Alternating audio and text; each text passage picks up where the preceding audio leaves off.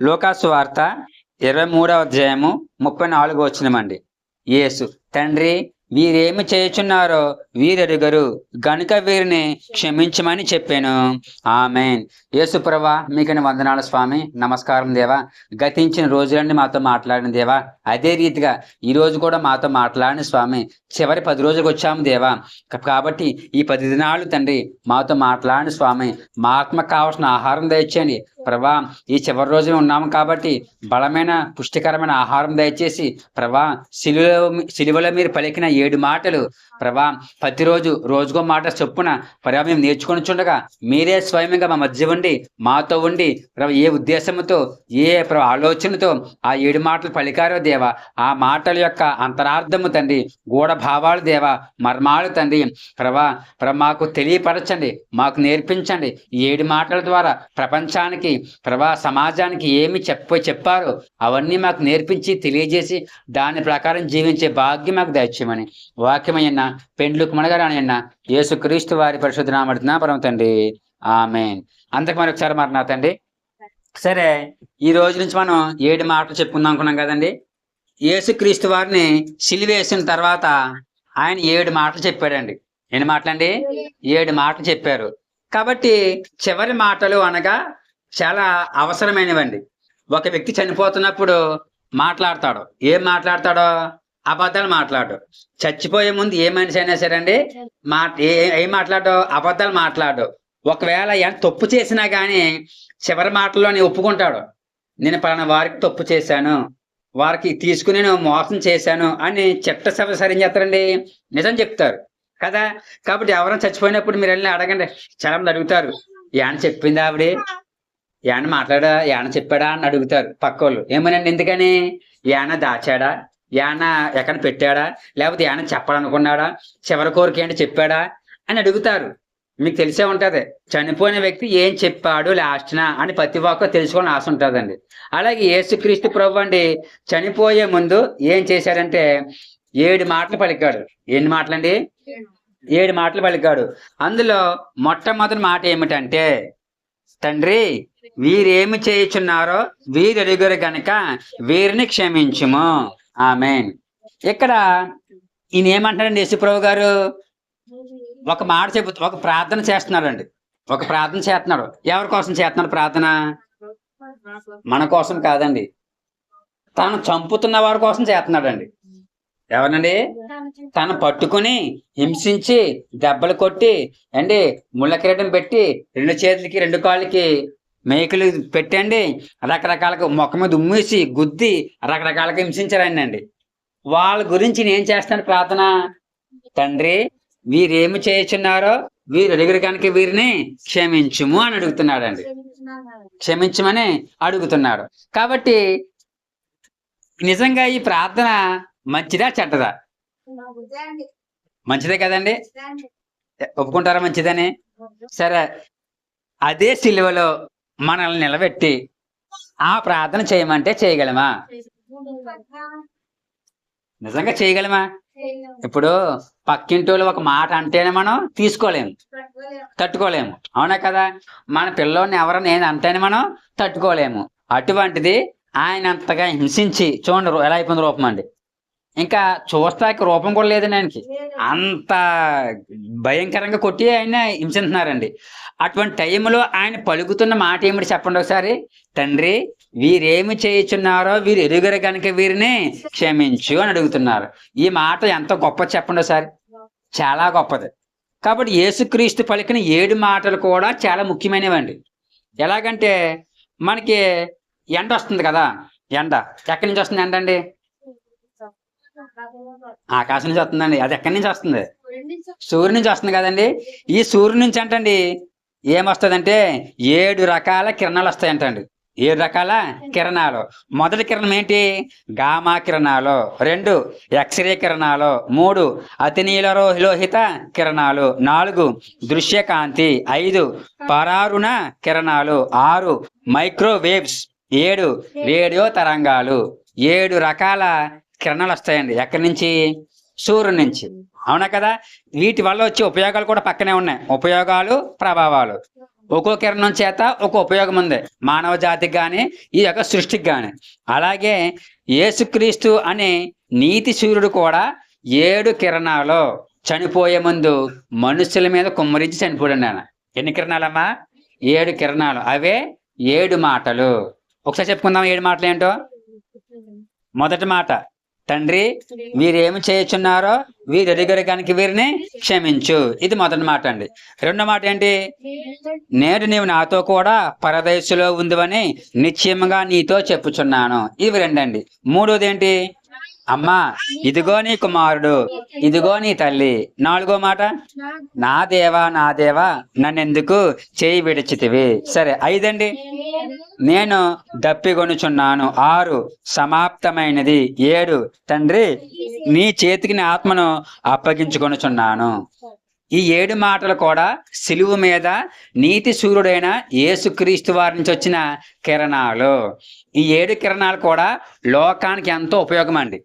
ప్రతి మాట కూడా అమూల్యమైనవి, ముత్యం వంటివి అనమాట. కాబట్టి మనం మొదటి మాట చెప్పుకుందాం ఈరోజు అండి. ఈ యొక్క మొదటి మాటలోని ఏమనుంది? శత్రుల కోసమైనా ప్రార్థన చేస్తున్నాడు. ఏం చేస్తున్నాడమ్మా? శత్రుల కోసం ప్రార్థన చేస్తున్నాడు. ఇక్కడ అండి మన తెలుగు బైబిల్లో తండ్రి వీరేమి చేయుచున్నారో వీరు క్షమించు అని ఒకసారి ఉందండి. కానీ ఆదిమ భాష అనగా గ్రీకు అరమైక్ భాషలో ఇది రాయబడ్డది అనమాట అండి. పాత నిబంధనేమో హిబ్రూ భాష, కొత్త నిబంధనేమో గ్రీక్ భాష. ఈ గ్రీక్ భాషలోనంటండి ఆయన చనిపోయేంత వరకు కూడా ఏం పలికాడంట? క్షమించుము క్షమించుమని పలుకుతానే ఉన్నాడంట అండి. ఎలాగంటే ఇచ్చేశాడు అంటే అర్థం ఏంటి? ఒకసారి ఇచ్చేశాడు, ఇంకా ఇస్తున్నాడండి అర్థం ఏంటండి? ఇంకా ఇస్తూనే ఉన్నాడు. కాబట్టి యేసు ప్రభు గారు ఏంటండి ముళ్ళకిడిని పెట్టినప్పుడు తండ్రి వీరిని క్షమించు, 2 చేతులు పారజాపి మీగలు కొడుతున్నప్పుడు కూడా ఏమంటాడంట? తండ్రి క్షమించు. 2 కాళ్ళు ఒకదాని మీద పెట్టి కొడుతున్నప్పుడు ఏమంటాడండి? తండ్రి క్షమించు. ఉమ్ము వస్తున్నప్పుడు, తిడుతున్నప్పుడు, పిడిగుద్దులు గుద్దుతున్నప్పుడు ప్రతి దానికి కూడా ఏమంటాడంటే క్షమించు క్షమించు క్షమించు. అంటే ఇది ఒక్కసారి చెప్పిన మాట కాదండి. ఇది అలా జరుగుతున్నప్పుడు ప్రతిసారి కూడా చెబుతున్న మాటేనండి. ఇది ఎందుకు చెప్తున్నాడంటే యేసు ప్రభు గారు మామూలుగా ఉన్నప్పుడు అండి మత్తయి సువార్త 18వ అధ్యాయము 21 నుంచి 22 దాకా ఒక మాట ఉంటుందండి. ఏమనంటే పేతురు గారు వచ్చండి ప్రభుని అంటారో వినాలండి, వినాలి. ఇక్కడ చూడండి టీవీలో కనబడుతుంది. పేతురు వచ్చి అంటారండి, ప్రభువా నా సహోదరుడు నా ఎడల తప్పు చేశాడు అనుకో, నన్ను బాధించాడు అనుకో, నన్ను తిట్టాడు అనుకో, నన్ను కొట్టాడు అనుకో, నేను ఎన్నిసార్లు క్షమించాలి నా సహోదరుణ్ణి అని అడుగుతాడండి. ఎవరో? పేతురు గారు. 7 సార్లు క్షమింతే సరిపోద్దా అని అడుగుతాడండి. 7 సార్లు క్షమింతే సరిపోద్దా అని. ప్రభు అంటారో 7 సార్లు కాదు కానీ 70 సంవత్సరాలు క్షమించాలి అంటాడండి. ఎన్ని సంవత్సరాల? అంటే నీ సహోదరుడు కానీ, నీ స్నేహితుడు కానీ, నీ పొరుగింటి వారు కానీ నీకు కీడు చేసినప్పుడు కూడా ఏం చేయాలండి? క్షమింతూనే ఉండాలి. అక్కడ మనుషుల యొక్క ఆలోచన బట్టి పేతురు గారు ఏమంటున్నారో 7 సార్లు సరిపోద్దా? లెక్కెట్టుకుంటాను. 1 సార్లు తిట్టాడు, 2 సార్లు తిట్టాడు, 3 సార్లు తిట్టాడు, 7 సార్లు తిట్టాడు, క్షమించేశాను. 8వ సారి తిడితే నేను తిట్టేస్తాను అనే ఒక ఉద్దేశంతో ఎవరు అడుగుతున్నారండి? పేతురు గారు అడిగారు. కానీ ఈయనేమంటున్నాడు? 7 మార్లు మట్టుకు కాదు కానీ 70 ఏండ్ల మట్టుకు, అనగా 70 సంవత్సరాలండి. అర్థం ఏంటి? నీ జీవితం అంతా క్షమింతూనే ఉండాలి. ఇక్కడ యేసుప్రభు గారు కూడా శిలువ మీద క్షమించు క్షమించు క్షమించు అంటూనే ఉన్నాడండి. ఎందుకని అన్నాడు అలాగా? తాను చెప్పినది చేసి చూపించున్నాడు. ఏంటండి? తాను చెప్పినది చేసి చూపించున్నాడు. అందుకే మన టీచర్స్ డే నాడు ఎవరి కోసం చెప్పుకుంటాము? రాధా, ఆయన పేరు సర్వేపల్లి రాధాకృష్ణ గారి గురించి చెప్పుకుంటామండి. ఆయన గొప్ప గురువు ఎవరన్నా ఉన్నారంటే ఈ ప్రపంచంలో యేసుక్రీస్తు వారు మాత్రమే అన్నారండి. ఆయన గురువు మనకి. ఎవరో? సర్వేపల్లి రాధాకృష్ణన్ గారండి. ఉపాధ్యాయుల యొక్క దినోత్సవం ఎప్పుడు జరుగుతుంది? ఆయన పుట్టినరోజు నాడు జరుగుతుంది అండి. సెప్టెంబర్లోనే. సెప్టెంబర్ 5 అమ్మా. సరే, ఆయనే మంచి గురువు మనకి, మన దేశానికి ఆయన గురువు అండి. అటువంటి గురువు అంటున్న మాట ఏంటంటే సర్వ సృష్టిలో నంబర్ 1 గురువు ఎవరన్నా ఉన్నారంటే యేసుక్రీస్తు వారు మాత్రమే అన్నాడండి. ఎందుకంటే గురువులు చెప్తారు అంతే, కానీ తాను చెప్పిన ప్రకారం చేసి చూపించిన ఒకే ఒక గురు ఎవరన్నా ఉన్నారంటే ఈ లోకంలో యేసుక్రీస్తు వారు మాత్రమే అన్నాడంటండి. మీకు చెప్పాను ఒకసారి అండి, ఆయన దగ్గరికి తన శిష్యుడు వచ్చి, ఎందుకంటే మనం కూడా చూడండి, మీ ఎవరన్నా టీచర్ కనపడక బిగినండి, మాకు చదువు చెప్పిన వాళ్ళు కనపడారు అనుకోండి, గుడ్ మార్నింగ్ టీచర్ అంటాం. ఎందుకు? గౌరవం. మాకు చదువు చెప్పాడు, ఈ 4 ముక్కలు వచ్చినాయి అంటే గల కారణము వాళ్ళే అని గౌరవం అండి. అటువంటిది ఆయన దగ్గర నేర్చుకుని ఒక విద్యార్థి వచ్చాడంట. వచ్చి, అయ్యా నాకు మంచి గురువు ఎవరో చెప్పు, నేను నేర్చుకుంటాను అని దగ్గర అంటేనే, నీకు గురువు కావాలని చెప్పండి, లోపలికి వెళ్ళి బైబిల్ గ్రంథం తీసుకొచ్చండి ఆయన చేతిలో పెట్టాడంట. ఆ వ్యక్తికి చేతిలో పెడితే, చిచ్చి ఈ పుస్తకం నాకెందుకు కింద అడిగాడంట అతను. నువ్వేమడిగావు? మంచి గురువు కావాలన్నావు. ఈ బైబిల్లో ఉన్న యేసుక్రీస్తు గురువు కన్నా మరొక గురువు ఎవరు ప్రపంచంలో లేరు. ఒక్కసారి పుస్తకాన్ని చదువు, నువ్వు చదివి నీకు నచ్చకపోతే నా దగ్గర నీకు మరొక గురువు కోసం చెప్తాను అంటండి. ఈయన వెళ్ళాడు, చదివాడు, మళ్ళీ రాలేదంటండి. పైగా అతడే దేవుళ్ళలోకి మారిపోయి గొప్ప సేవకుడు అయిపోయాడు ఆయన. ఈ యొక్క చరిత్ర ఎక్కడ ఉంటుందంటే సర్వేపల్లి రాధాకృష్ణ గారికి జీవిత చరిత్రలో ఉంటుందండి. ఇది ఆయన రాశాడండి. నెంబర్ 1 గురు ఎవరన్నా ఉన్నారంటే ఎవరో? యేసు ప్రభువే.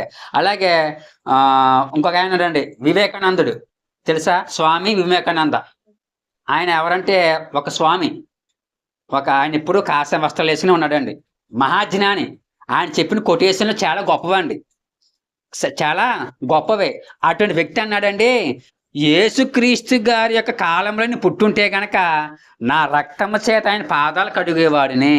యేసు ప్రభు అంత గొప్ప గురువు ఎవరో లేరన్నారండి ఆయన. ఎవరో? స్వామి వివేకానంద. ఇది ఎక్కడ ఉన్నదండి? తాను స్వయంగా రాసిన పుస్తకాల్లో ఉందండి మాట. నేను యేసుక్రీస్తు కాలంలో పుట్టుంటే నా రక్తంతో కడుగుదును ఆయన పాదాలు అన్నాడండి స్వామి వివేకానంద గారు. అంత గొప్పవారు ఎవరంటే యేసుక్రీస్తు ప్రభు అండి. ఆయన చెప్పాడు, ఏమని చెప్పాడు? ఒకసారి కాదు బాబు, 7 సార్లు కాదు, నీ జీవితాంతం క్షమించాలని చెప్పాడండి. చెప్పేసి వదిలేశాడా?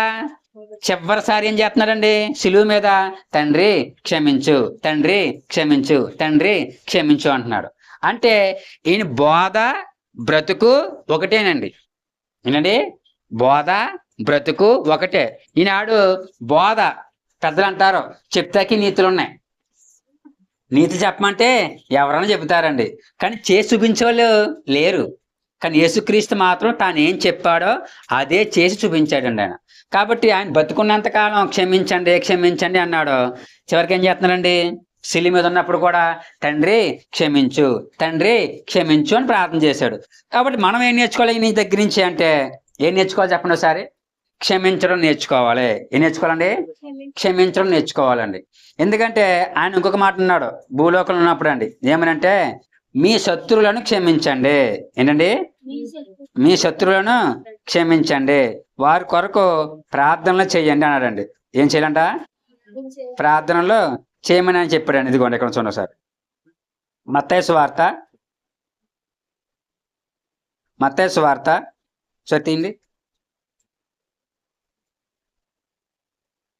5వ అధ్యాయము 44 వచ్చినమండి. మీ శత్రువులను ప్రేమించండి, మిమ్మల్ని హింసించే వారి కొరకు ప్రార్థన చేయండి. ఇప్పుడు ఈయన ఏం చేస్తున్నాడు? తనను హింసించిన వారి కోసం ప్రార్థన చేస్తున్నాడు. ఏమని చేస్తున్నాడు ప్రార్థన? తండ్రి వీరేమి చేయుచున్నారో వీరు ఎరుగురు గనక వీరిని క్షమించు. ఇక్కడ ఒక టీచర్ ఉందండి మనకి, ఎవరో? నాగలక్ష్మి. పిల్లలు చెప్తా ఉంటుంది, బాబు పొద్దునే లేగలరోయ్, పొద్దున్న లేచి మొహం కడుక్కోవాలి, శుభ్రంగా స్నానం చేయాలి, బ్రేక్ఫాస్ట్ చేయాలి, సరే బ్యాగ్ సర్దుకోవాలి, త్వరగా వచ్చేయాలి మీరు అని చెప్తుంది టీచర్ పిల్లలకండి. ఈవిడ మాత్రం 8 దాకా లేగలేదనుకోండి, అర్థం ఏంటి? బోధ చేసింది కానీ దాని ప్రకారం నడవలేదు. అంటే బోధ ఒకలా ఉంది, బ్రతుకు ఒకలా ఉంది. గాంధీ గారి దగ్గరికి అండి ఒక తల్లి అంటండి తీసుకొచ్చిన కొడుకుని తీసుకొచ్చి, అయ్యా నా కొడుకుని అంటే చాలా పిచ్చి. ఈనాడు పవన్ కళ్యాణ్ అంటే చాలా పిచ్చి, చాలా మంది మహేష్ బాబు అంటే చాలా పిచ్చి. అలాగా నా కొడుకును మీరంటే ఎంతో పిచ్చండి, కానీ నా కొడుకు పందాలు తినేస్తున్నాడు, అత్తమానం ఏంటంటున్నాడో తినేస్తున్నాడు, కాబట్టి మీరు చెప్పండి బాబు మా కొడుకు మానేస్తాడంటే, సరే పందాలు తింటున్నావు బాబా, రేపు రా చెప్తానంటండి. రేపు తీసుకొచ్చిందంట, మళ్ళీ రేపు రానడంట. అలాగా 10 రోజులు పట్టిందంటండి. 10 రోజుకి పిలిచి బాబు పందా తినకూడదు, పళ్ళు పాడైపోతే, పేగులు పాడైపోతే తప్పు అన్నారంట. అలాగేనండి, సరే మీరు చెప్పారు కాబట్టి మానేస్తాను అన్నారంట అండి.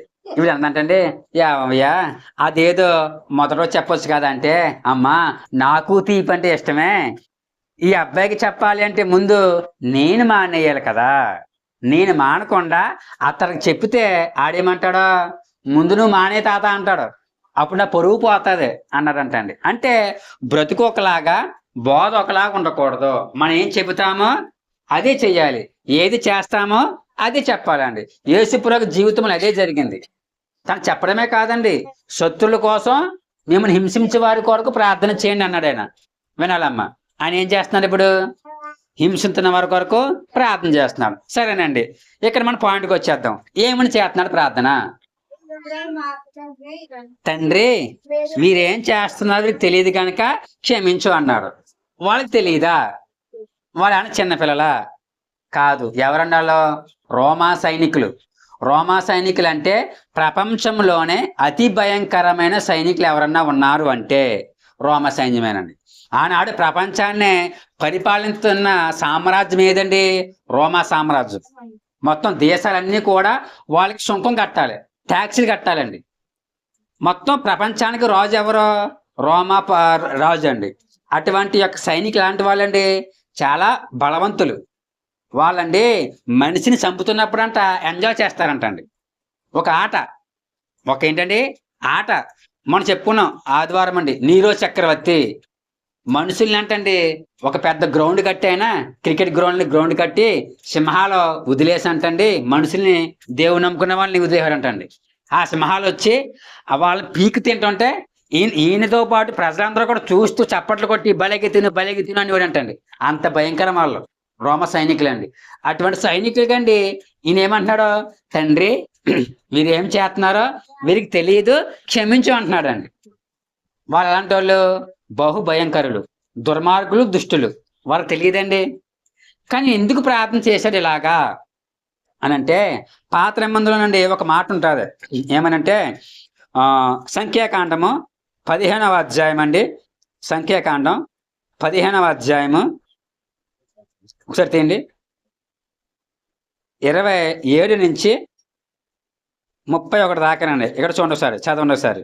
ఇదిగోండి టీవీలో కనబడుతుంది చూడండి ఒకసారి. ఒకడు పొరపాటున పాపము చేసిన ఎడల వాడు పాప పరిహారార్థ బలిగా 1 ఏడాది ఆడు మేక పిల్లను తీసుకుని రావలను. పొరపాటున యెహోవా సన్నిధిని దాన్ని చేసెను గనుక తెలియకయే పాపం చేసిన వాని నిమిత్తము యాజకుడు ప్రాయశ్చిత్తము చేయును. వాని నిమిత్తము ప్రాయశ్చిత్తము చేయుట వలన వాడు క్షమాపణ పొందును. ఇశ్రాయేలులో పుట్టిన వాడే గాని వారి మధ్య నివసించు పరదేశీయే గాని పొరపాటున ఎవడైనను పాపం చేసినట్లా వానికిని మీకుని విధి ఒక్కటే ఉండవలను. అయితే దేశమందు పుట్టినవాడే గాని పరదేశీయే గాని ఎవడైనను సాహసించి పాపము చేసిన ఎడల వాడు యెహోవాను తృణీకరించిన వాడగును గనుక అట్టివాడు నిశ్చయముగా జనుల్లో ఉండకుండా కొట్టివేయబడును. సరే అండి, ఇక్కడ పాత నిబంధనలో తండ్రి ఒక ఆజ్ఞనిచ్చాడు. ఏమిటంటే, తెలియకుండా పొరపాటున ఎవడైనా తప్పు చేస్తే వాడికి శిక్ష, పాప క్షమాపణ ఉంది. ఏంటమ్మా? తెలియకుండా పొరపాటున తప్పు చేస్తే పాప క్షమాపణ ఉందంట. కానీ తెలిసి చేస్తే ఏం లేదంటండి, పాప క్షమాపణ లేదంట. కాబట్టి యేసుక్రీస్తు వారి కోసం ఏం చేయాలంటండి? ఒక ఎవరో ప్రధాన యాజకుడు అండి, 1 ఏడాది వయసున్న ఆడ మేకపిల్లని తీసుకొచ్చి బలిచ్చి వారి కోసం ప్రార్థన చేయాలంట. ఎవరండి? ప్రధాన యాజకుడు. అనగా యాజకుడు అనగా పాస్టర్ గారు.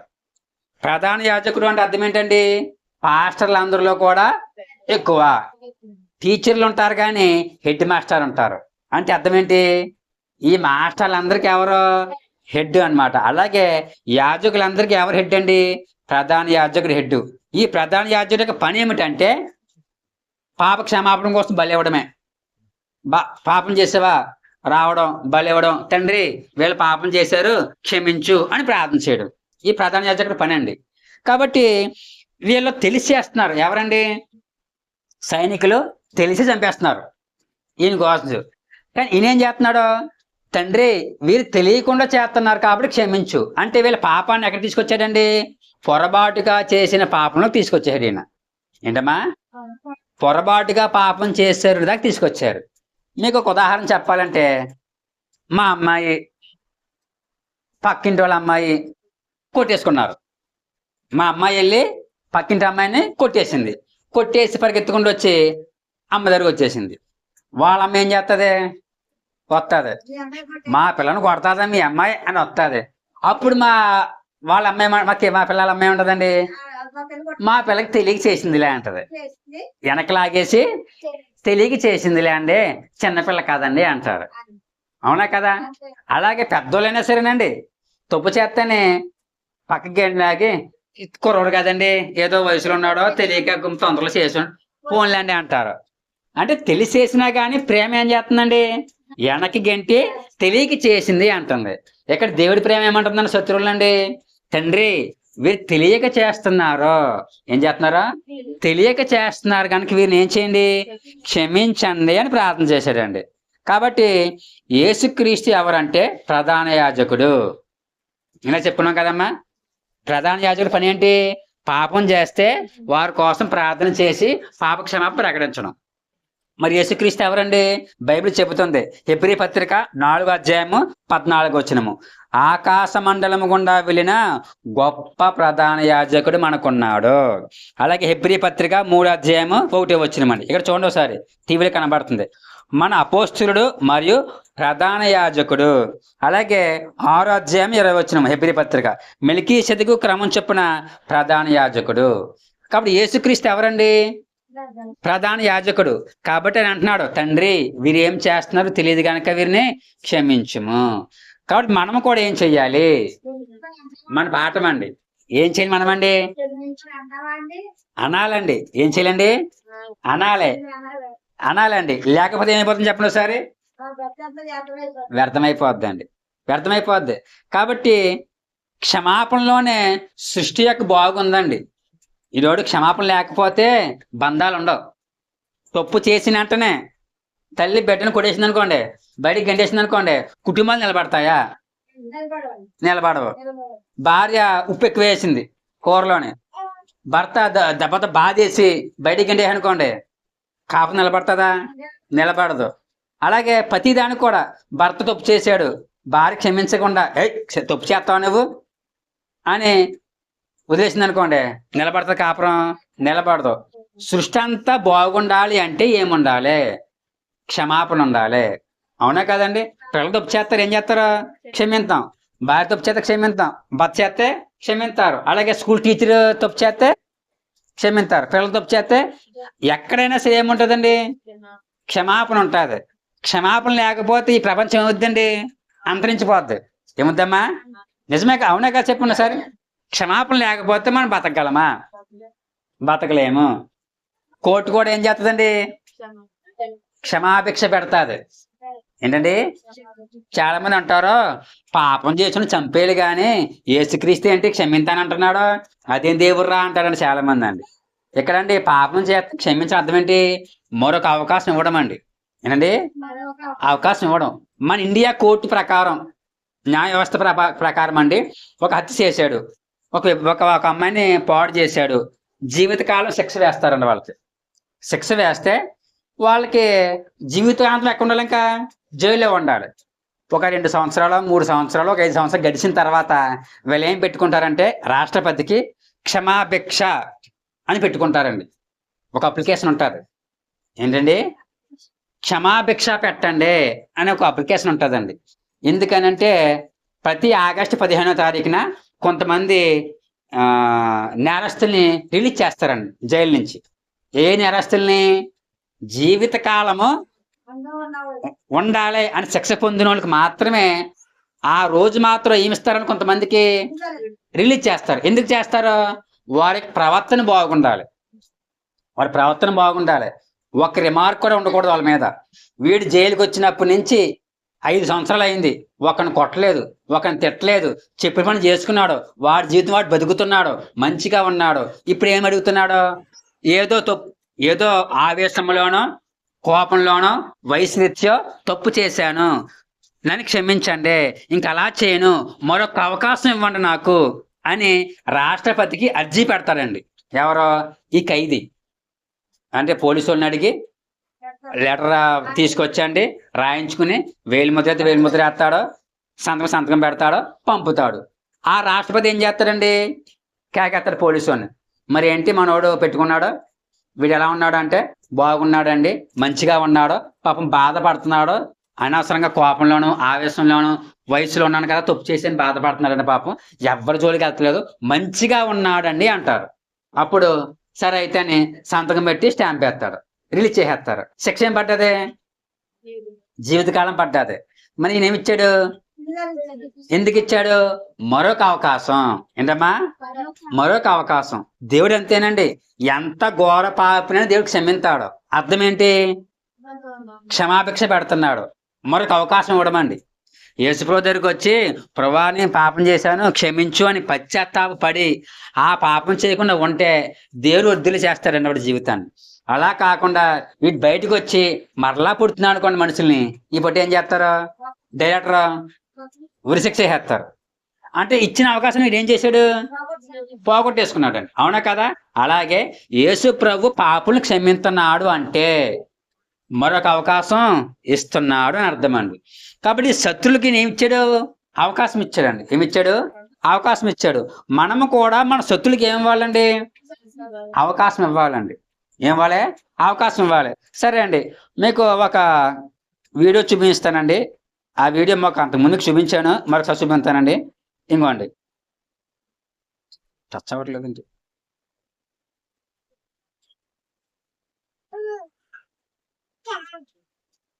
కనబడుతుందండి.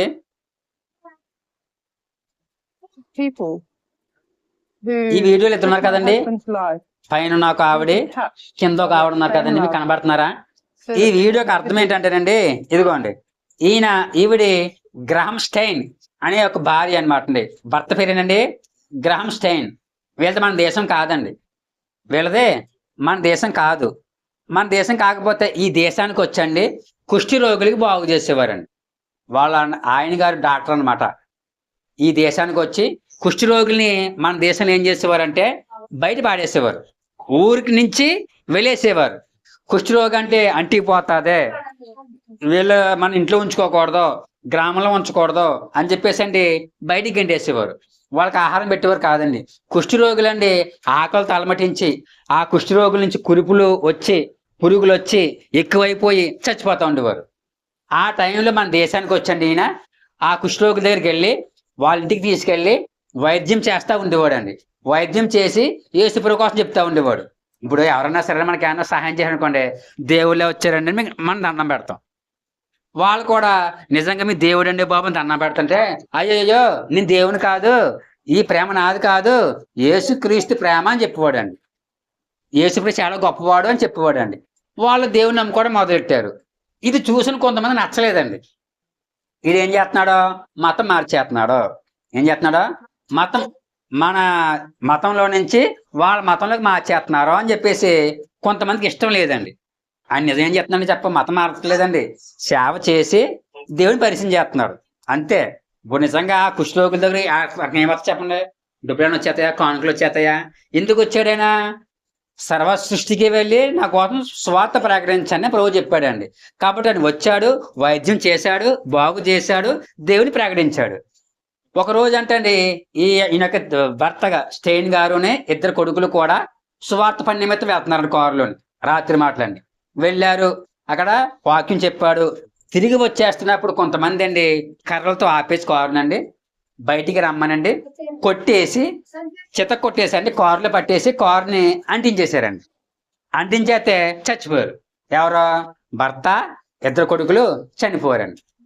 చనిపోతే అప్పుడు 2000 టైంలోనే, ఇప్పుడు 1999లో, ఇప్పుడు 1999 సంవత్సరం అండి జరిగిన సంఘటన. అప్పటికి ఈ సెల్ ఫోన్లు పెద్ద టీవీలు అది లేవు కదండి, తెలియలేదు. ఇప్పుడైతే దుమారం అయిపోద్ది, ఎక్కడ తుమ్మినా కానీ తెలిసిపోతుంది. కానీ 99లో ఏం లేవు, పెద్దగా టీవీలు లేవు, సెల్ ఫోన్లు ఏమీ లేవు కదండి, టెక్నాలజీ పెద్ద లేదు కదా, పెద్ద తెలియలేదు. కానీ దేశవ్యాప్తంగా ఇది ఏమైందంటే సంచలనం అయిపోయింది. ఒక మనిషిని చంపేస్తామా, బతుకుండగానే కాల్చి చంపేస్తామా? అప్పుడు చావండి భయం అండి. ఇప్పుడు చావండి భయం ఏముంది? చచ్చాడు అంత అనుకుంటున్నారు అంతే. ఒకప్పుడు ఏమైనా చచ్చిపోతే ఊరూరంతా నిశ్శబ్దం అయిపోయేది. ఊరూరంతా చూసి వచ్చేది. పైగా ఎవరు బయటకు వచ్చేవాళ్ళు కాదు. చచ్చిపోరంట చచ్చిపోరంట. చావు అంటే చాలా భయం ఆ రోజుల్లో. అటువంటి రోజుల్లో బతుకుండగానే కాల్చేశారండి. తెలిసిపోయింది. ఎవరు కాల్చే తెలిసిపోయిందండి. కోర్టులో తీసుకొచ్చేసారు వాళ్ళు పోలీసులు పట్టుకుని. ఆమెని కేకేశారు. ఎవరండి? ఇదిగోండి ఈవెన్ని కేకేసి అడిగారండి, ఏమమ్మా ఇది మీ దేశం కాదు, మీరు మా దేశంకి వచ్చి కుష్ఠరోగులకి సేవ చేస్తున్నారు, అనాథ పిల్లలకి ఆహారం పెడుతున్నారు, కానీ మీ భర్తనే మీ బిడ్డని చంపేశారు. ఇది తీరం లోటు. మా దేశం పక్షంగా మీకు క్షమాపణ అడుగుతున్నాము. వీరిని ఏం చేయమంటారు మీరు? నువ్వు చెప్పు తల్లి. నీ ఎదురుగుండా ఎవరున్నారో? నీ భర్తని కాల్చి చంపేసినా నీ బిడ్డని కాల్చి చంపేసిన వారు ఉన్నారు. నువ్వు ఏ శిక్ష చేయమంటే శిక్ష చేస్తాము. ఏం చేయమంటావు తల్లి అని అడిగారంటాను కోర్టు వాళ్ళు. ఆవిడ ఏమందంటే, నేను క్షమించున్నానండి. ఏమందమ్మా ఆవిడ? నా దేవుడు శత్రువులను క్షమించమన్నాడు కాబట్టి నేను క్షమించున్నానని అన్నదంట. వెంటనే వాళ్ళు ఆశ్చర్యపోరంట. ఆశ్చర్యపోతే కోర్టు అన్నదంటండి, కానీ మా దేశం యొక్క న్యాయస్థానం ప్రకారం శిక్ష వేయాలి కాబట్టి వాళ్ళు శిక్ష వేసిందంట. కానీ ఇప్పుడు ఏం చేసింది? క్షమించిందండి. అంటే ఇప్పుడు భర్త బిడ్డలే కదా ప్రపంచం. భార్య ఒక స్త్రీకి అండి. అటువంటి వాళ్ళనే బతుకుని కాళ్ళు చంపేశారంటే ఆవిడకి ఎంత కోపం వస్తుంది చెప్పండి ఒకసారి. మన బిడ్డను కొడితేనే ఒప్పుకోలేం, తిడితేనే ఒప్పుకోలేం. అటువంటిది ఇంత వయసు అండి, మరి 10 సంవత్సరాలు ఉంటాయో 8 సంవత్సరాలు ఉంటాయో, 2 కొడుకులండి. ఫోటో లేదు మీకు చూముందిరండి. చంపేశారండి ఒక అబ్బాయి. అంటే వయసుకు వచ్చిన అబ్బాయిలండి. అటువంటి అబ్బాయిని చంపేస్తే ఎంత బాగా చెప్పండి ఒకసారి. ఆవిడ ఏమందండి? క్షమించమన్నదండి. అలాగే మరొకటి కరెక్ట్ గా నిన్నటికి సంవత్సరం అయిందండి. ప్రవీణ్ పగడాల గారు అని ఒక ఆయన్ని రాజమండ్రిలో చంపేశారండి. కరెక్ట్గా సంవత్సరం అయిందండి. నిన్నే ఒక సంవత్సరం పూర్తయిందండి. ఇది మార్చి 24వ తారీఖునండి. రాజమండ్రిలో చంపేశారండి ఆయన. చంపేస్తే ఆవిడ అన్నదండి, నా భర్తను చంపిన వాళ్ళని క్షమించున్నాను అన్నదండి. ఏమందండి? నా భర్తను చంపిన వాళ్ళని క్షమించున్నాను, దయచేసి ఎవరు కూడా ఎటువంటి అనర్థాలకు పాల్పడొద్దు అని చెప్పిందండి. మీకు వీడియో ప్లే అవుతుందే మీకు. అంటే ఆవిడ తెలుగులో చెప్పలేదండి, ఇంగ్లీష్ చెప్పింది అనమాట. అలాగే మరొక మన అమెరికాలో ఒక ఆయన అండి ఏం చెప్పాడంటే, మీరు యువతకండి, యూత్కి అండి యూత్ మీటింగ్ పెట్టాడండి. యూత్ మీటింగ్ పెట్టి కొన్ని వేల మంది వచ్చారు. ఆ పాస్టర్ గారు పెడితే వస్తే ఆయన అన్నాడండి, మీరు తప్పు చేస్తున్నారు. మగవాడు పెళ్లి చేసుకుంటున్నారు, ఆడది పెళ్లి చేసుకుంటున్నారు. ఇది సృష్టికి విరుద్ధం. దేవుడు ఆడవారిని మగవారిని జత చేశాడు. ఇది క్రమం. కానీ మీరు అక్రమం చేస్తున్నారో జాగ్రత్త, నాశనం మొత్తాలని చెప్పేసి అండి చెప్తున్నాడు. చెప్తుంటే ఆ మాట నచ్చని ఒకడండి కాల్చేసాడు. ఇలా చెబుతూ ఉన్నాడో కరెక్ట్గా గుండెలకు కాల్చేసాడండి. చచ్చిపోయాడు. ఆయన వయసు ఎంత అండి? 32 సంవత్సరాలండి. ఆ భార్యకి ఎంత ఉంటుంది వయసు? 28, 24, జస్ట్ చిన్నదండి ఆవిడ. ఆవిడ అన్నదండి, నా భర్తను చంపిన వాడిని నేను క్షమించున్నాను అన్నదండి. నిజంగా ఈ క్షమాపణ ఎక్కడి నుంచి వచ్చింది చెప్పండి ఒకసారి. దేవుని నుంచి వచ్చిందండి. మమ్మల్ని చెప్పగలం అలాగా? చెప్పలేమండి. కానీ దేవుని నమ్ముకుంటున్నాం. వాళ్ళు దేవుని నమ్ముకున్నారో మనం దేవుని నమ్ముకున్నాం. కానీ యేసుక్రీస్తు యొక్క మనసు మనకు రావాలండి. ఏం చేయాలండి? మనసు రావాలి. ఇక్కడ మీకు ఒక మాట చెప్తానండి. ఏమిటంటే, ఎందుకు క్షమించాలి అని చెప్పాను కదా. చూడండి, మత్తయి సువార్త 6వ అధ్యాయము 14 నుంచి 15 దాకా చదువు చూడండి ఒకసారి. మనుషుల అపరాధములను మీరు క్షమించిన ఎడల మీ పరలోకపు తండ్రి మీ అపరాధములను క్షమించును. మీరు మనుషుల అపరాధం క్షమింపకపోయిన ఎడల మీ తండ్రి మీ అపరాధములను క్షమించడు. అర్థమైంది? నీ మాట ఏంటో అర్థమైందా? ఏంటమ్మా నాగలక్ష్మి? మనుషుల పాపాలు మనం క్షమింతే మన పాపాలు దేవుడు క్షమించాడు. కాబట్టి ఎందుకు క్షమించాలి మనము? మన పాపాలు క్షమించబడాలంటే. అందుకే ప్రతిరోజు చెబుతాం పరలోక ప్రార్థన, మా రుణస్తులను మేము క్షమించిన ప్రకారము మా రుణాలు క్షమించము అంటే అడుగుతాం. లాస్ట్ చెప్తాం కదండి, గుర్తుందా పాయింట్? మా రుణస్తులు అనగా అర్థం ఏంటి? మా శత్రువులు, మా కీడు చేసిన వాళ్ళు, మమ్మల్ని తిట్టిన వాళ్ళు, మమ్మల్ని కొట్టిన వాళ్ళు, మమ్మల్ని శపించిన వాళ్ళు, మమ్మల్ని మోసం చేసిన వాళ్ళు, మమ్మల్ని హేళనగా మాట్లాడిన వాళ్ళు, దూషించిన వాళ్ళు, లేనిపోని నిందలేసిన వాళ్ళని మేము క్షమించిన ప్రకారము మా పాపాలు కూడా క్షమించు అని అర్థం. అంటే మనం క్షమించకపోతే మన పాపాలు ఏమంటండి? క్షమించబడవంటండి. అందుకే యేసుప్రభు గారు అంటారండి ఒక చోట ఏమనంటే, మీరు చర్చికి వచ్చి దేవాలయంకి వచ్చి కానుకలు వేస్తున్నారు అనుకోండి, చందా పెడతారు కదా, కానుకలు చందా పెడతారు కదండి.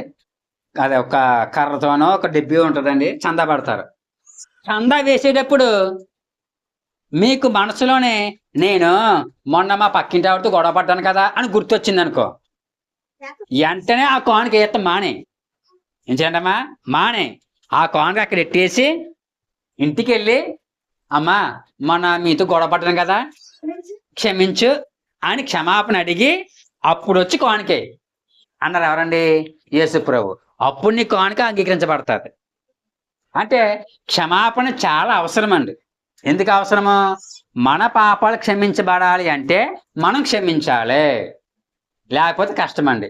దీనికోసం యేసుక్రీస్తు ప్రభు అండి ఒక ఉపమానం చెప్పారు. ఏమిటంటే చూడండి, ఒకసారి ఒక ఉపమానం చెప్పారండి యేసు ప్రభు గారు.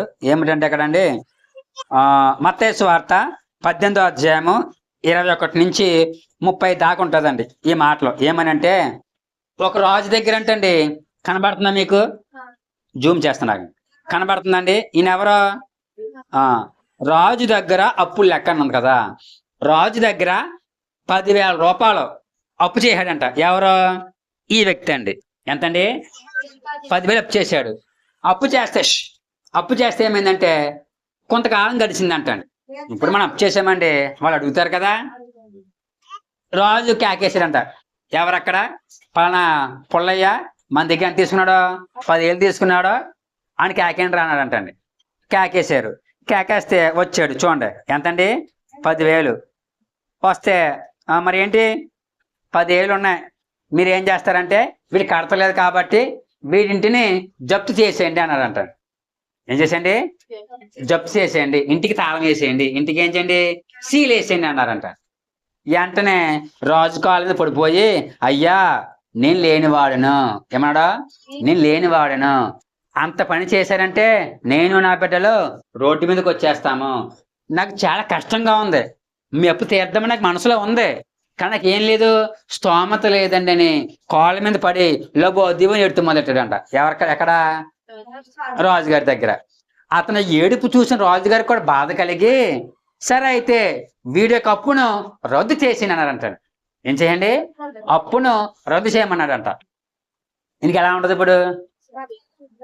అమ్మయ్యా, రాజుగారు ఎంత మంచోడో, నా బాధ చూసి రద్దు చేశాడు అని సంతోషం పడతారు కదా. అయిపోయింది. కరెక్ట్గా ఇతడంటండి ఏం చేశాడంటే, ఈ 10 చేసినప్పుడే మరొక వ్యక్తికి 100 రూపాయలు అప్పిచ్చాడంట. ఎంతండి? 100 రూపాయలు అప్పిచ్చాడంట. అప్పిస్తే వెళ్ళి అడిగాడంట, ఎరా 100 రూపాయలు అప్పు తీసుకున్నావు, ఎంతకాలం అయింది, కట్టాలని తెలియదు ఏంట్రా అని అడిగాడంట. వాడు అనంట, సేమ్ కట్టాలనుంది బాబా, కానీ నాకు స్తోమత లేదు, కట్టలేకపోతున్నాను, తప్పు అయిపోయింది, కడతానులే అండి అని బతిమాలుతున్నాడంట. బతిమాలుతుంటే ఏం చేస్తున్నాడండి, నువ్వు తీర్చవేంట్రా అని చెప్పేసి అండి చాలాసార్లు ఏం చేశాడంట. ఎంతకే? 100 రూపాయలు ఇవ్వాలి. ఏం చేశాడు? జైల్లో పడేసాడంట. ఈ విషయం ఎవరికి తెలిసిందండి? రాజుకి తెలిసిందంట. పిలిచి, ఎరా 10,000 రూపాయలు ఇవ్వాలి నాకు, ఏమని అడిగావు నువ్వు? నా వల్ల అవ్వట్లేదండి, క్షమించండి అంటే నేను ఎంత క్షమించాను? 10,000 రూపాయలు రద్దు చేశాను, కానీ నువ్వు ఒకటి ఎంత ఇచ్చావు? 100 రూపాయలు ఇచ్చావు. వాడు ఏమన్నాడో కట్టలే అన్నాడు. నువ్వేం చేయాలి? రాజు నా 10,000 రూపాయలు క్షమించాడు కదా, 100 రూపాయలు కదా, క్షమించవచ్చు కదా. నువ్వేం చేసావు? క్షమించలేదు. కాబట్టి నా అప్పు తీర్చు, ఈయన ఎక్కడ పడండి, జైల్లో వేసింది అని చెప్పేసి శిక్ష వచ్చిందని ప్రభు అంటున్నారండి. పరలోకమున్న మీ తండ్రి 10,000 పాపాలు క్షమించున్నాడు, మీ పాపాలు, కానీ మీరు మాత్రం మీ పక్కింటి వాళ్ళు మీ కోసం చేసిన ఒక పాపాన్ని క్షమించలేకపోతున్నారు. ఎక్కడ న్యాయము అని అడిగాడండి. న్యాయం నిజం చెప్పండి ఒకసారి. ఈయన 10,000 రూపాయలు అప్పు క్షమించారు రాజు. రాజు అనగా దేవుడు. ఆ 10,000 అప్పు చేసింది ఎవరో? మనం.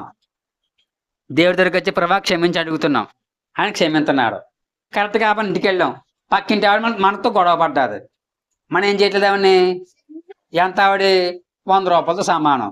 10,000 అప్పు దేవుడు తీసేశాడు. మనం ఏం తీయలేకపోతున్నాము, 100 రూపాయలు తీయలేకపోతున్నాము. అప్పుడు ఎవరికి కోపం వస్తుంది? దేవుడు కోపం వస్తుంది. బుద్ధి లేదా మీకు? మీరు ఇలా క్షమించండి మిమ్మల్ని, కానీ మీరేం చేయాలి? క్షమించాలి కదా. మీరు క్షమించట్లేదు కాబట్టి మీ పాపాలు అలాగే నిలిచి ఉంటాయి అంటాడండి. కాబట్టి మనం ఏం చేయాలి చెప్పండి ఒకసారి? క్షమించాలి. ఎంత అంటే ఎంతనే క్షమించాలి మనం ఎంతనే క్షమించాలి. అలవాటు చేసుకోవాలండి. ఇదేం చేయాలండి? అలవాటు చేసుకోవాలి. యేసుక్రీస్తు ప్రభు వారండి క్షమించాడు అంటే అర్థం ఏంటంటే ప్రపంచానికి ఒక సందేశం పంపాడు. ఏమంటే ఎంత చెడ్డవారిని అయినా సరే నేను క్షమిస్తాను, మరొక అవకాశాన్ని నేను ఇస్తాను అన్నాడండి ఆయన. ఈ యొక్క మాట యొక్క ఉద్దేశం ఏంటంటే ప్రపంచానికే ఎంత ఘోర పాపిని నేను క్షమిస్తాను. అందుకే మనం చెప్పాను కదండి, మైకిల్ బాబు గారని ఎవరైనా ఫ్యాక్షనిస్టు అనేకులను చంపేశాడు, పెద్ద రౌడీ షీటర్. అటువంటి వ్యక్తి చివరికే తన కొడుకు కూడా చచ్చిపోయాడండి, చిన్న పిల్లాడు. అటువంటి వ్యక్తి అండి ఎవరో సువార్త ప్రకటిస్తే దేవుడి కోసం విని ప్రార్థనకి వెళ్ళి మారు మనసు పొందాడంటండి. మారు మనసు పొందిన తర్వాత ప్రార్థన ఎక్కువ చేసుకోవడం మొదలెట్టిన తర్వాత శాంతి వచ్చిందంట మనసులోకి. అప్పటిదాకా ఏం లేదు, శాంతి లేదు. డబ్బు ఉంది, పొలికబడి ఉంది, వెనకాల మంది ఉన్నారు, కార్లు ఉన్నాయి, బిల్డింగ్లు ఉన్నాయి. ఆయనకి ఏంటంటే రెడ్లు సీఎం పదవికి కూడా నామినేట్ అంటాను ఆయన. ఇంకా నెక్స్ట్ సీఎం ఆయనే అవుతాడు అనుకున్నా వెళ్ళిపోయాడు ఆయన. లెక్కైన సరే డబ్బు ఉంది ఆయన దగ్గర. ఏమి లేకపోయింది, సమాధానం ఇవ్వలేదంటండి. కానీ ఎవరో సువార్త ప్రకటిస్తే చర్చికి వెళ్ళి ప్రార్థన చేసుకోగా సమాధానం వచ్చిందంట. అప్పుడు ఇంకా ఎక్కువ ప్రార్థన చేసుకోగా దేవుడు కనిపించాడు ఆయన. కానీ దేవుడు కనిపించి నా పని చేయాలి, నాకేమొచ్చి పరవా, నేను దుర్మార్గుని దుష్టుని అంటే లేదు నీతోనే పని ఉంది అని అంటే ఆయన మనం ఇంటర్వ్యూ చేస్తా చెప్తున్నాడు అనమాట అండి. దేవుడినే కనబడుతున్నాడు. నాలాంటి ఘోరమైన పాపనే దేవుడు క్షమింతే మిమ్మల్ని ఎందుకు క్షమించరండి అని అడుగుతున్నాండి. ఎవరిని? ఇంటర్వ్యూ చేసిన కాంతి గారిని అండి. మీకు కాదు యూట్యూబ్లో చూడండి, క్రాంతి టీవీ అని ఉంటుందండి, యూట్యూబ్లో చూస్తే మీకు కనబడుతుందండి. నాలాంటి ఘోరమైన పాపని దేవుడు క్షమించాడు, మిమ్మల్ని ఇంకా సింపుల్గా క్షమించేస్తాడు. మీకు కావాలండి దేవుడు, మీరు కావాలి దేవుడికి అండి అని అడుగుతున్నాడు ఆయన. అంత అంటే ఎటువంటి వారిని దేవుడు క్షమించాడండి. మనల్ని కూడా పాపులమే, మనం కూడా దేవుడు క్షమించాడు. కానీ ఇతరులు మనం ఏం చేయాలి? క్షమించాలి. క్షమించకపోతే పెద్ద నేరం అవుతుందండి. అలాగే మరొక మాట ఏంటంటే ఎక్కడండి విజ్ఞాపన చేస్తున్నాడు ప్రభు. ఏం చేస్తున్నాడండి? విజ్ఞాపన. తండ్రి వీరేం చేస్తున్నారు, వీరికి తెలియదు గనక క్షమించు. ఈయన కోసం ప్రార్థన చేసుకున్నాడా, పక్క వాళ్ళ కోసం ప్రార్థన చేశాడా? అవునా కదండి? దేవదాస గారు అన్నారండి, మన కోసం ప్రార్థన చేసుకుంటే అది అర్ధ ప్రార్థన. ఏంటండి? ప్రభా నన్ను దీవించు, నా కుటుంబాన్ని దీవించు, నా బిడ్డలను దీవించు. ఇదేం ప్రార్థన? అర్ధ ప్రార్థన.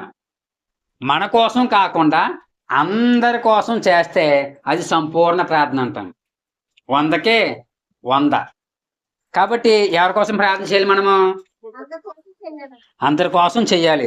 మనం చెప్పుకున్నామండి ఆదివారం కదమ్మా, రాజుల కోసము, మనుషుల కోసము, అధికారుల కోసము ప్రార్థన చెయ్యాలి. తిమోతి మర్చిపోకు అని పౌలు గారు ఒక ఉత్తరం రాశారండి తిమోతి గారికి. ఏమనంట?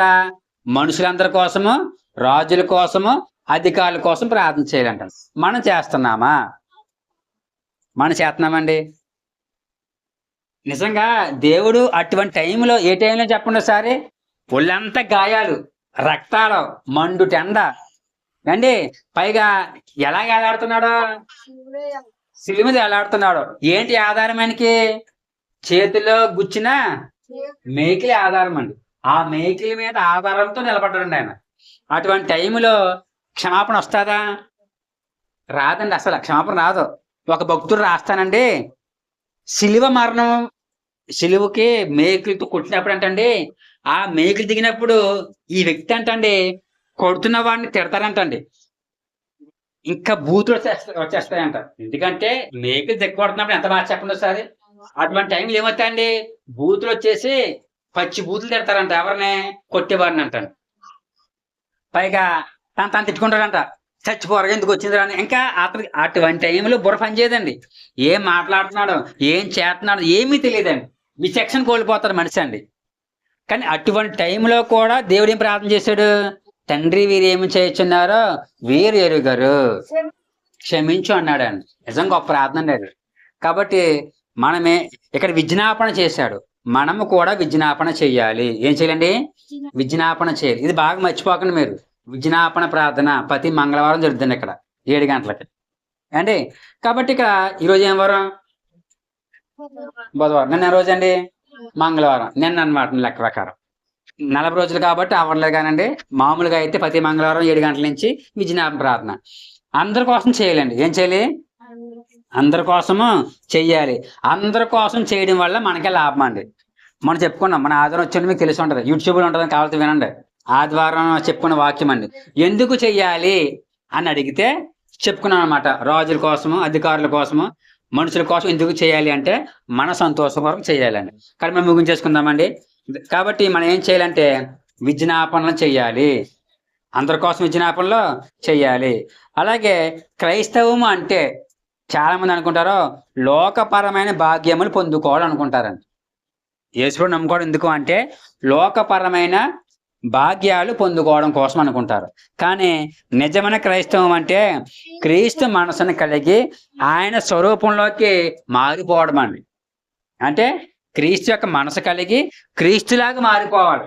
మనం చెప్పుకున్నాం, నేను క్రీస్తు కూడా సిలువేయబడి ఉన్నాను, జీవించేవాడు నేను కాదు, నా యందు క్రీస్తే జీవిస్తున్నాడు అన్నాడు. ఎవరండి? పౌలు గారు. అవునా కదా? కానీ మనం కూడా ఏమైపోవాలి? క్రీస్తులాగా మారిపోవాలి. అందరి కోసం ప్రార్థన చేయాలి, క్షమించాలి. ఏం చేయాలండి? క్షమించాలి. క్షమించకపోతే మన పాపాలు కూడా క్షమించబడవు. దయచేసి మాట గుర్తుపెట్టుకోండి. విజ్ఞాపన చెయ్యాలి, క్షమించాలి, అప్పుడు మన పాపాలు క్షమించబడతాయి. శిలువ మీద పలికిన మొట్టమొదటి మాట అండి. ఏం మాట అండి ఇది? మొట్టమొదటి మాట. ఏం మాట చెప్పండి, ముగ్గు చేసుకుందాం. లాస్ట్ని అప్పు చెప్పండి. తండ్రి మీరేమి చేయుచున్నారో వీరి దగ్గర కనుక వీరిని క్షమించండి అని చెప్పాను. కాబట్టి భాగ్యం దేవుడు దయచేను గాక. ఆమేన్. యేసుప్రభువా, ఇంతవరకు మాతో మాట్లాడిన దేవా, విని వాక్యానుసారంగా జీవించి మా అందరూ దయచేయమని, క్షమాపణ గుణం మాకు దయచేయమని యేసుక్రీస్తు వారి పరిశుద్ధ నామమున పరమ తండ్రి. ఆమేన్.